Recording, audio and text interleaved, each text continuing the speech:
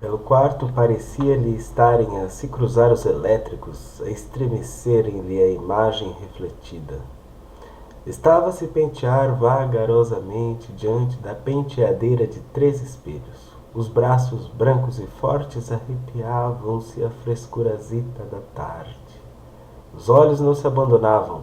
Os espelhos vibravam ora escuros, ora luminosos. Cá fora de uma janela mais alta caiu à rua uma coisa pesada e fofa. Se os miúdos e o marido estivessem à casa, já lhe viria a ideia que seria descuido deles. Os olhos não se despregavam da imagem. O pente trabalhava meditativo. O roupão aberto deixava aparecerem nos espelhos os seios entrecortados de várias raparigas. À noite! Gritou o jornaleiro ao vento brando da rua do Riachuelo e alguma coisa arrepiou-se pressagiada. Jogou o pente à penteadeira, cantou absorta. Ai, viu, pardalzito, passou pela janela, voou pra além do ninho. Mas colérica fechou-se dura como um leque. Deitou-se, abanava-se impaciente com o jornal a farfalhar no quarto. Pegou o lenço, aspirava-o a comprimir o bordado áspero com os dedos avermelhados. Punha-se de novo a abanar-se, quase a sorrir. Ai, ai, suspirou a rir. Teve a visão de seu sorriso claro de rapariga ainda nova e sorriu mais, fechando os olhos, a abanar-se mais profundamente. Ai, ai, vinha da rua como uma borboleta. Bons dias, sabe quem veio a me procurar cá a casa? Pensou, como assunto possível e interessante de palestra. Pois não sei, quem? Perguntaram-lhe com um sorriso galanteador, uns olhos tristes numa dessas caras pálidas que a uma pessoa fazem tanto mal. A Maria Quitéria, homem, respondeu Garrida, de mão à ilharga. E se me permite, quem é esta rapariga? Insistira um galante, mas já agora sem fisionomia. Tu, cortou ela com leve rancor a palestra, que chatura! Ai, que quarto suculento! Ela se abanava no Brasil. O sol preso pelas persianas tremia na parede como uma guitarra. A rua do Riachuelo sacudia-se ao peso arquejante dos elétricos que vinham da rua Mendiçá. Ela ouvia, curiosa e entediada, o estremecimento do guarda-loiça da sala das visitas. De impaciência virou-se-lhe o corpo de bruços, e enquanto estava a esticar com amor os dedos dos pés pequeninos, aguardava seu próximo pensamento com olhos abertos. Quem encontrou, buscou. Disse-se, em forma de rifão rimado, o que sempre terminava por parecer com alguma verdade, até que adormeceu com a boca aberta, a baba a umedecer-lhe o travesseiro. Só acordou com o marido a voltar do trabalho e entrar pelo quarto adentro. Não quis jantar nem sair de seus cuidados. Dormiu de novo. O homem lá que se regalasse com a sobra do almoço. E já que os filhos estavam na quinta das titias, em Jacarepaguá, ela aproveitou para amanhecer esquisita, túrbida e leve na cama. Um desses caprichos, sabe-se lá, o marido apareceu-lhe já trajado e ela nem sabia o que o homem fizera para o seu pequeno almoço e nem olhou-lhe o fato se estava ou não por escovar. Pouco se lhe importava se hoje era dia dele tratar os negócios na cidade. Mas quando se inclinou para beijá-la, sua leveza crepitou como folha seca. Larga-te daí! E o que tens? Pergunta-lhe o homem atônito, a ensaiar imediatamente carinho mais eficaz. Obstinada, ela não saberia responder. Estava tão rasa e princesa que não tinha sequer onde se lhe buscar uma resposta. Zangou-se. Ai, que não me masses! Não me venhas a rondar como um galho velho! Ele pareceu pensar melhor e declarou: Ó, rapariga, estás doente. Ela aceitou surpreendida, lisonjeada. Durante o dia inteiro ficou-se na cama a ouvir a casa tão silenciosa, sem o bulício dos moídos, dos miúdos, sem o homem que hoje comeria seus cozidos pela cidade. Durante o dia inteiro ficou-se à cama. Sua cólera era tênue, ardente. Só se levantava mesmo para ir à casa de banhos, donde voltava nobre, ofendida. A manhã tornou-se uma longa tarde inflada que se tornou noite sem fundo, amanhecendo inocente pela casa toda. Ela, ainda à cama, tranquila, improvisada, ela amava. Estava previamente a amar o homem que um dia ela ia amar. Quem sabe lá, isso às vezes acontecia, e sem culpas nem danos para nenhum dos dois. Na cama a pensar, quase a rir, como a uma bisbilhotice. A pensar, o quê? Ora, lá ela sabia. Assim deixou-se ficar. De um momento para o outro, com raiva, estava de pé. Mas nas fraquezas do primeiro instante parecia doida e delicada no quarto que rodava, até ela conseguir as apalpeladas deitar-se de novo à cama, surpreendida de que talvez fosse verdade. Ó mulher, vê lá se me vais mesmo adoecer, disse desconfiada. Levou a mão à testa para ver se lhe tinham vindo as febres. Nessa noite, até dormir, fantasticou por quantos minutos? Até que tombou adormecidona a ressonar com o marido. Acordou com o dia atrasado, as batatas por descascar, os miúdos que voltariam à tarde das titias. Ai, que até me faltei ao respeito. Dia de lavar a roupa e cerzir as peúgas. Ai, que vagabunda que me saíste, censurou-se curiosa e satisfeita. Ir às compras, não esquecer o peixe, dia atrasado, amanhã pressurosa de sol.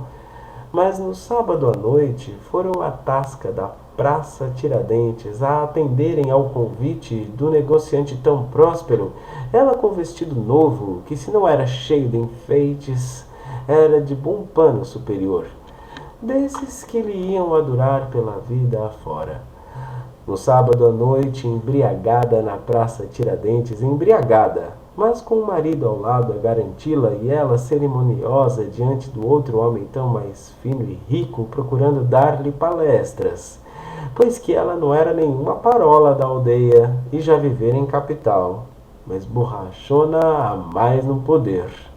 E se seu marido não estava borracho, é que não queria faltar ao respeito ao negociante, e cheio de empenho de humildade, deixava-lhe ao outro o cantar de galo. O que assentava bem para a ocasião fina, mas lhe punha a ela uma dessas vontades de rir, um desses desprezos. Olhava o marido metido no fato novo e achava-lhe uma tal piada, borrachona a mais não poder, mas sem perder o brio de rapariga, e o vinho verde a esvaziar-se-lhe do copo.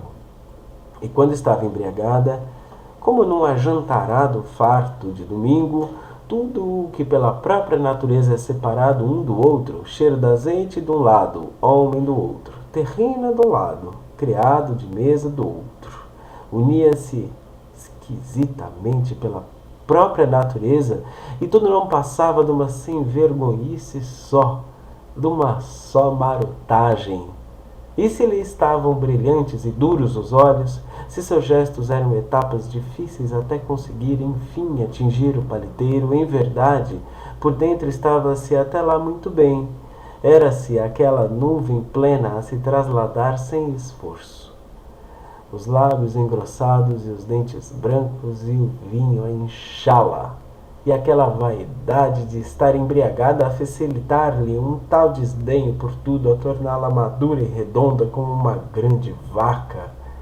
Naturalmente que ela palestrava, pois que não lhe faltavam os assuntos nem as capacidades. Mas as palavras que uma pessoa pronunciava quando estava embriagada era como se estivesse prenhe. Palavras apenas da boca que pouco tinham a ver com o centro secreto, que era como uma gravidez. Ai, que coisa esquisita estava. No sábado à noite, a alma diária perdida, e que bom perdê-la, e como lembrança dos outros dias, apenas as mãos pequenas tão maltratadas. E ela agora com os cotovelos sobre a toalha de xadrez vermelho e branco da mesa, como sobre uma mesa de jogo, profundamente lançada, vida baixa e revolucionante. E essa gargalhada que lhe estava a sair misteriosamente de uma garganta cheia e branca em resposta à finura do negociante, gargalhada vinda das profundezas daquele sono e da profundeza daquela segurança de quem tem um corpo. Sua carne alva estava doce como a de uma lagosta, as pernas de uma lagosta viva a se mexer devagar no ar, e aquela vontade de se sentir mal para aprofundar a doçura em bem ruim. E aquela malvadeza de quem tem um corpo. Palestrava e ouvia com curiosidade o que ela mesma estava a responder ao negociante abastado que em tão boa hora os convidara e pagava-lhes o pasto. Ouvia intrigada e deslumbrada o que ela mesma estava a responder. O que dissesse nesse estado valeria para o futuro em augúrio. Já agora ela não era uma lagosta, era um duro signo, Escorpião, pois que nascera em novembro, um holofote enquanto se dorme que percorre a madrugada. Tal era a sua embriaguez errando lenta pelas alturas. Ao mesmo tempo, que sensibilidade! Mas que sensibilidade! Quando olhava o quadro tão bem pintado do restaurante, ficava logo com sensibilidade artística. Ninguém lhe tiraria cá das ideias que nascera mesmo para outras coisas. Ela sempre fora pelas obras da arte, mas que sensibilidade! Agora não apenas por causa do quadro de uvas e peras e peixe morto brilhando nas escamas. Sua sensibilidade incomodava sem ser dolorosa como uma unha quebrada. E se quisesse, podia permitir-se o luxo de se tornar ainda mais sensível. Ainda podia ir mais adiante, porque era protegida por uma situação, protegida como toda a gente que atingiu uma posição na vida. Como uma pessoa a quem lhe impedem de ter a sua desgraça. Ai, que infeliz que sou, minha mãe.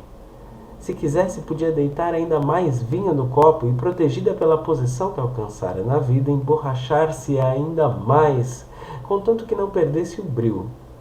E assim, mais emborrachada ainda, percorria os olhos pelo restaurante e que desprezo pelas pessoas secas do restaurante. Nenhum homem que fosse homem a valer, que fosse triste mesmo.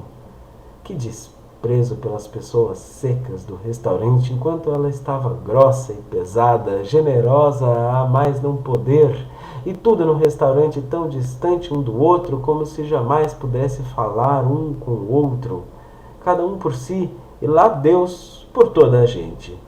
Seus olhos de novo fitaram aquela rapariga que já da entrada lhe fizera subir a mostarda ao nariz.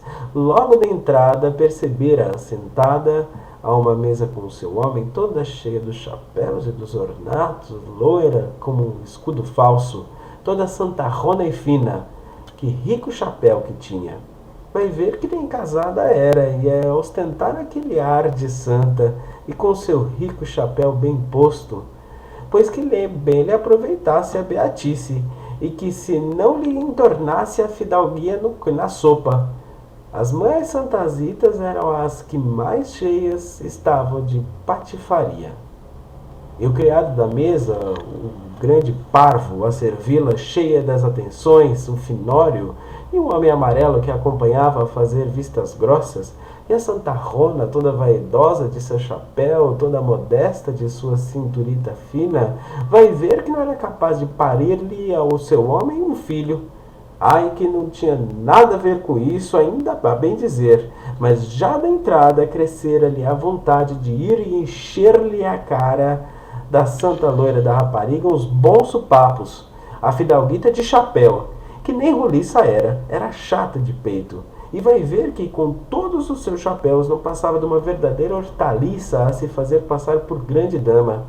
Oh, como estava humilhada por ter vindo à tasca sem chapéu. A cabeça agora parecia-lhe nua, e a outra com seus ares de senhora a fingir de delicada. Bem sei o que te falta, fidalguita, e ao teu homem amarelo. E se pensas que te invejo e ao teu peito chato, fica a saber que me ralo, que bem me ralo de teus chapéus.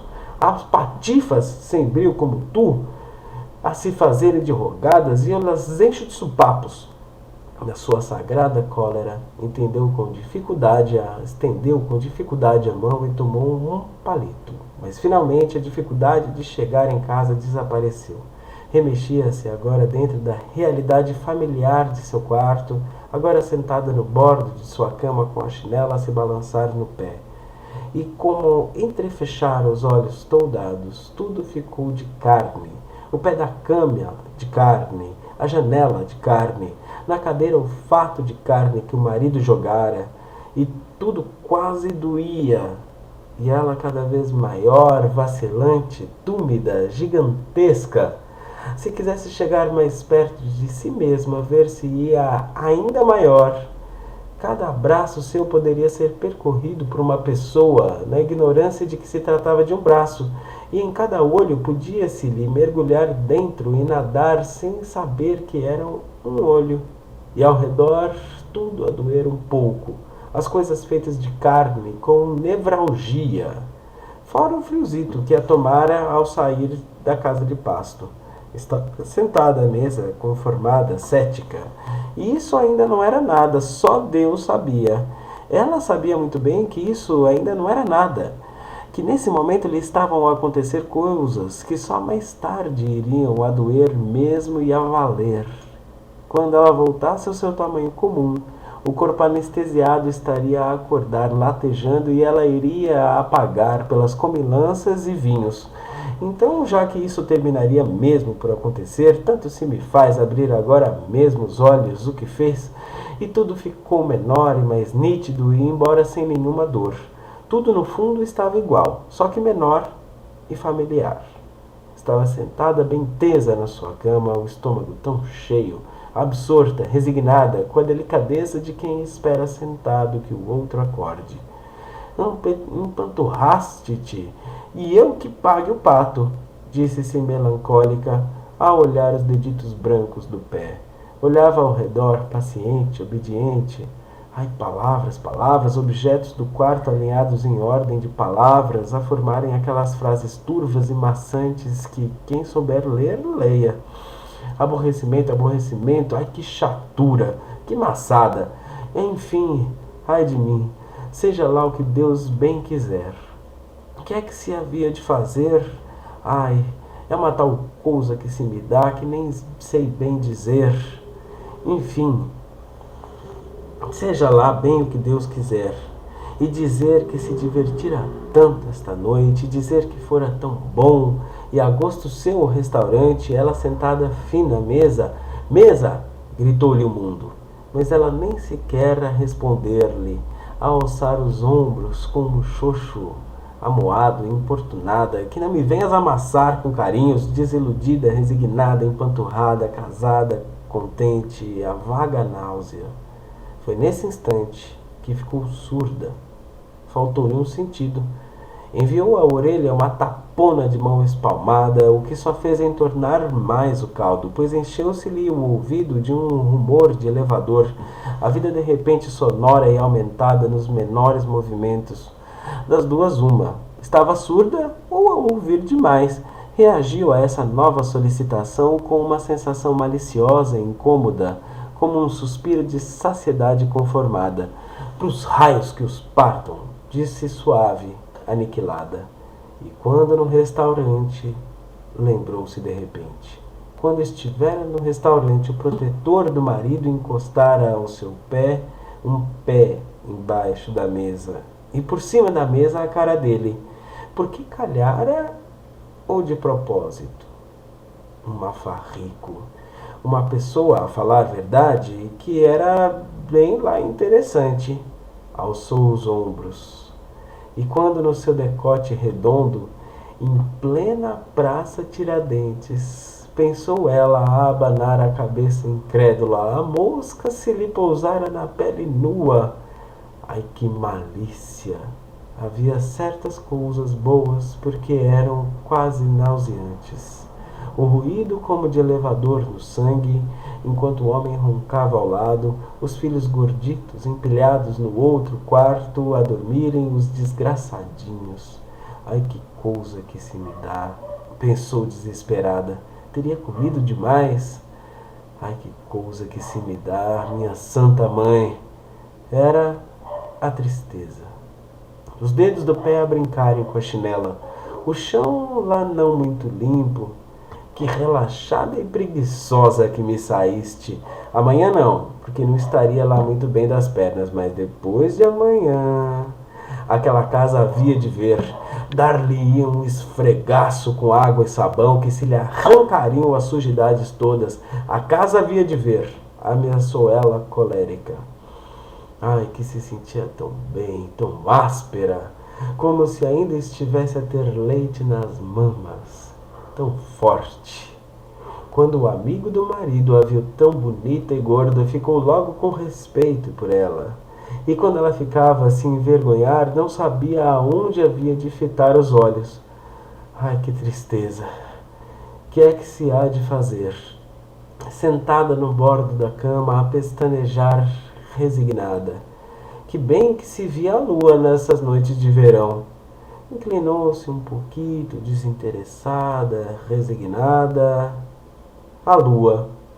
Que bem que se via. A lua alta e amarela a deslizar pelo céu. A coitadita. A deslizar, alta, alta. A lua. Então a grosseria explodiu-lhe em súbito amor. Cadela, disse ela a rir.